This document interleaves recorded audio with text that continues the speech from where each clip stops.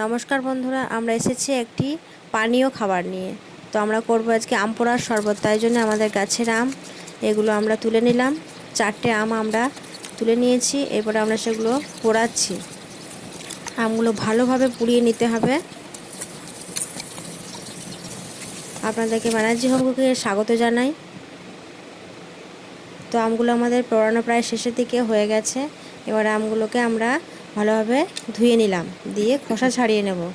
প্রত্যেকটা আম এভাবে আমরা খোসা ছাড়িয়ে নিলাম। এই আমের শরবত গ্রীষ্মকালে খাওয়া খুবই উপকার। তো প্রত্যেকটা আম আমরা খোসা ছাড়িয়ে নিয়েছি।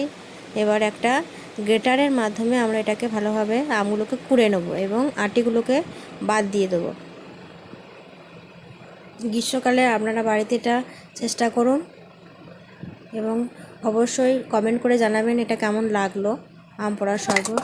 তো আমাদের হয়ে গেছে পোড়া। এবারে আমরা গ্লাসে করে ভালোভাবে মেখে নিয়েছি আমটা।